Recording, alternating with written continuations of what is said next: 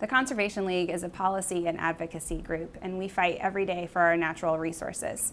We work across 4 program areas: land development and protection, clean air and clean water, energy and climate issues, and sustainable agriculture. And all 4 of these programs have an intersection at the local level that affects how we live and grow in our communities and how we can better protect and defend our natural resources that share those communities with us. So we work on local policy, statewide legislation, and advocacy for community change to improve and protect our natural resources.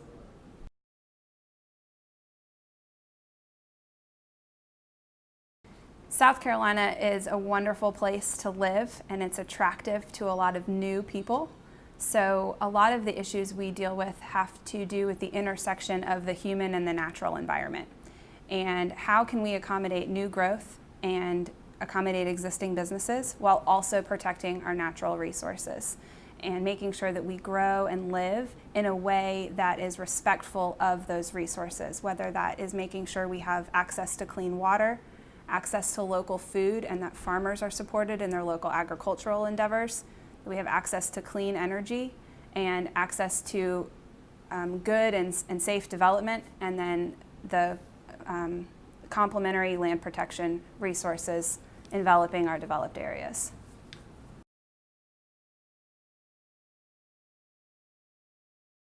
We believe that climate change impacts everything we do, or that everything we do impacts our relationship with climate. So our land use planning decisions have an impact on how far we drive to work.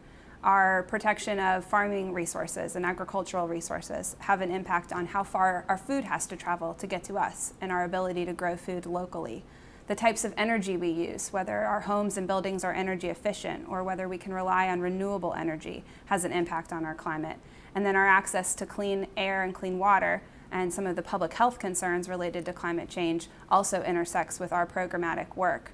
So we think about climate change not just in isolation, but with its relationship to all 4 of those areas: land protection and development, sustainable agriculture, energy, and clean air and clean water.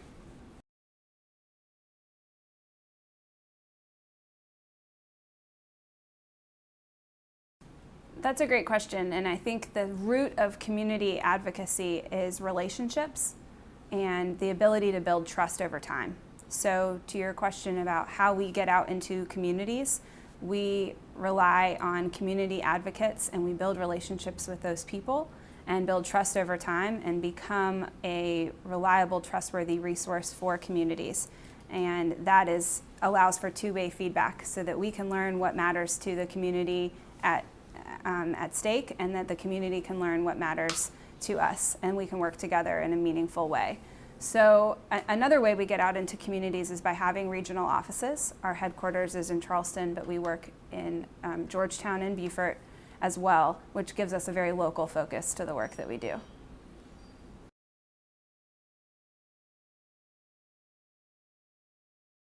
In Beaufort County in particular, we have a sea level rise adaptation plan that the county developed with the community in mind, and the community was very engaged in that stakeholder process.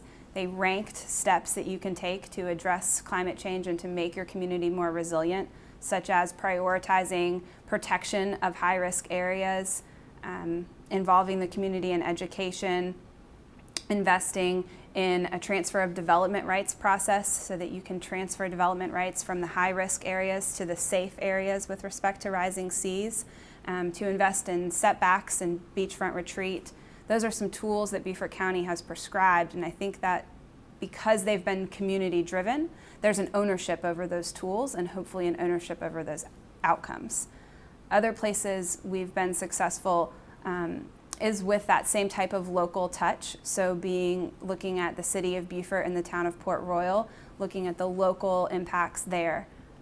When you broaden the conversation, there's a tendency to say, oh, that doesn't matter to me, or that doesn't matter to me yet. So by making the conversation about climate change and resilience very local, I think we have the opportunity to be successful because we can allow for the intersection of health and home and food and economy and environment to really support the idea that we must take action to be a more resilient community.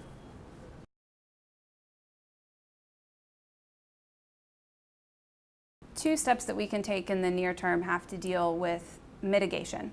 So how can we use energy and water more efficiently in our homes and our businesses? South Carolina has a home and business energy retrofit program that allows you to look at the energy usage of your home and retrofit that structure to make it more efficient, to conserve energy and to reduce our demand. Another thing we can do on the energy front is a push toward using more renewable energy. And we've seen solar legislation in South Carolina that has enabled better access to solar energy and more incentives for homeowners to adopt solar on site, rooftop panels, panels at businesses, legislation that allows them to put a panel on their roof and then see that payback with some improved net metering laws over time, such that if your home generates more energy than you need to allow your home to heat and cool, you can sell that energy back to the grid. It's a financial incentive for the homeowner, helps them make the switch from non-renewables to renewable energy. So with energy conservation and then renewable energy, those are some short-term opportunities for the individual, and they're driven by policy.